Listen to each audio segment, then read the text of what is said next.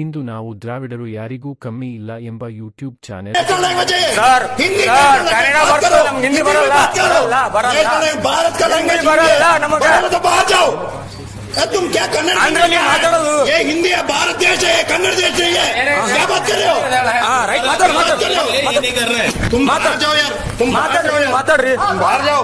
ಅಲ್ಲ ಏನು ಕೇಳ್ತಿಲ್ಲ ಕನ್ನಡ ಮಾತಾಡೋದು ಇಂಗ್ಲಿಷ್ ಭಾರತದಲ್ಲಿ ಕನ್ನಡದಾಗ ಇಂಗ್ಲಿಷ್ ನಾವು ದ್ರಾವಿಡರು ಯಾರಿಗೂ ಕಮ್ಮಿ ಇಲ್ಲ. ನಾವು ದ್ರಾವಿಡರು ಯಾರಿಗೂ ಕಮ್ಮಿ ಇಲ್ಲ. ನಾವು ದ್ರಾವಿಡರು ಯಾರಿಗೂ ಕಮ್ಮಿ ಇಲ್ಲ. ಈ ಮಹಾ ಕುಂಭಮೇಳದಲ್ಲಿ 64 ಕೋಟಿ ಜನ ಕುಂಭಸ್ನಾನ ಮಾಡಿ ಕುಂಭಮೇಳದಲ್ಲಿ ಪಾಲ್ಗೊಂಡು ದೇವರ ಕೃಪೆಯನ್ನು ಪಡೆದಿರುತ್ತಾರೆಂದು ಆರ್ಯನ್ನರು ಅಪಪ್ರಚಾರ ಮಾಡಿರುತ್ತಾರೆ. ಇವರ ಜೊತೆಗೆ ಪತ್ರಿಕಾ ಮಾಧ್ಯಮ ಹಾಗೂ ದರ್ಶನ ಮಾಧ್ಯಮದವರು ಇದು ಸತ್ಯವೆಂಬಂತೆ ಪ್ರಚಾರ ಮಾಡಿರುತ್ತಾರೆ. ಹಾಗಾದರೆ ಇಡೀ ಭಾರತದ ಜನಸಂಖ್ಯೆಯಲ್ಲಿ ಅರ್ಧದಷ್ಟು ಜನ ಈ ಮೇಳದಲ್ಲಿ ಪಾಲ್ಗೊಂಡಿರಬೇಕು. ಹಾಗಾದರೆ ನಿಮ್ಮ ಸುತ್ತಮುತ್ತ ಇರುವ ಜನ ಮತ್ತು ನಿಮ್ಮ ಮನೆಯವರು ಹಾಗೂ ಸಂಬಂಧಿಕರು ಯಾರು ಕುಂಭ ಮೇಳದಲ್ಲಿ ಪಾಲ್ಗೊಂಡಿದ್ದಾರೆ ಎಂಬ ಪ್ರಶ್ನೆ ಮೂಡದೇ ಇರದು. ಹಾಗಾದರೆ ಇಬ್ಬರಲ್ಲಿ ಒಬ್ಬರು ಮೇಳದಲ್ಲಿ ಪಾಲ್ಗೊಂಡಿರಬೇಕು. ಈ ಆರ್ಯನ್ನರು ಅವೈಜ್ಞಾನಿಕವಾಗಿ ಕಾಲದಿಂದಲೂ ಅಪಪ್ರಚಾರ ಮಾಡಿಕೊಂಡು ತಮ್ಮ ಧರ್ಮವನ್ನು ಉನ್ನತ ಸ್ಥಾನದಲ್ಲಿ ಬಿಂಬಿಸುತ್ತಿದ್ದಾರೆ. ಹಾಗೆ ದ್ರಾವಿಡರನ್ನು ಅನಾಗರಿಕರಂತೆ ಬಿಂಬಿಸುತ್ತಿದ್ದಾರೆ. ಆದರೆ ಮುಂದಿನ ಸಂಚಿಕೆಯಲ್ಲಿ ದ್ರಾವಿಡ ಸಂಸ್ಕೃತಿ ಎಷ್ಟು ಉನ್ನತವಾಗಿದೆ ಎಂದು ಎಳೆಯಾಗಿ ತೋರಿಸುತ್ತೇವೆ. ಕುಂಭಮೇಳ ಮೂಲಗಳು ಪ್ರಾಚೀನ ಹಿಂದೂ ಪುರಾಣಗಳಲ್ಲಿ ಮತ್ತು ವಿಶೇಷವಾಗಿ ಸಮುದ್ರಮಂಥನದ ಕಥೆಯಲ್ಲಿ ಮೂಡಿಬಂದಿದೆ. ಈ ಕಥೆಯ ಪ್ರಕಾರ ಸಮುದ್ರಮಂಥನದ ಸಂದರ್ಭದಲ್ಲಿ ಅಮೃತಭರಿತ ಕುಂಭಪೊತ್ತೆ ಉದಯಗೊಂಡಿತು. ಈ ಕುಂಭದಿಂದ ಕೆಲವು ಅಮೃತದ ಬಿಂದುಗಳು 4 ಸ್ಥಳಗಳಲ್ಲಿ ಬಿದ್ದವು: ಪ್ರಯಾಗರಾಜ, ಹರಿದ್ವಾರ, ನಾಸಿಕ್ ಮತ್ತು ಉಜ್ಜೈನ. ಈ ಕುಂಭದಿಂದ ಕೆಲವು ಅಮೃತದ ಬಿಂದುಗಳು ಕೇವಲ ಉತ್ತರ ಭಾರತದಲ್ಲಿ ಮಾತ್ರ ಬಿದ್ದವು. ಹಾಗಾದರೆ ಮತ್ತೆ ಇಲ್ಲೂ ಸಹ ದಕ್ಷಿಣ ಭಾರತದಲ್ಲಿ ಅಮೃತ ಬಿಂದುಗಳು ಬೀಳದಷ್ಟು ನತದುಷ್ಟರಂತೆ ಚಿತ್ರಿಸಿರುತ್ತಾರೆ.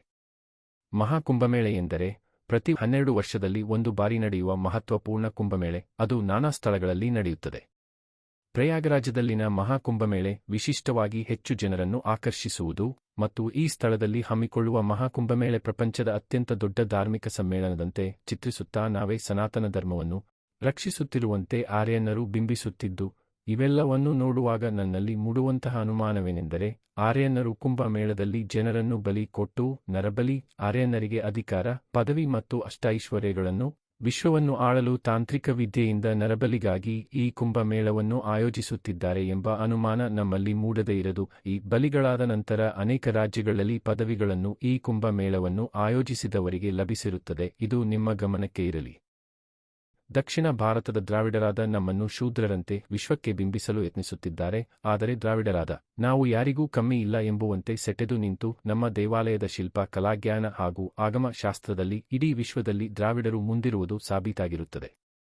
ಮುಂದಿನ ಸಂಚಿಕೆಯಲ್ಲಿ ದ್ರಾವಿಡ ಸಂಸ್ಕೃತಿ, ಆಗಮಶಾಸ್ತ್ರ, ಶಿಲ್ಪಶಾಸ್ತ್ರಗಳ ಪರಿಚಯ,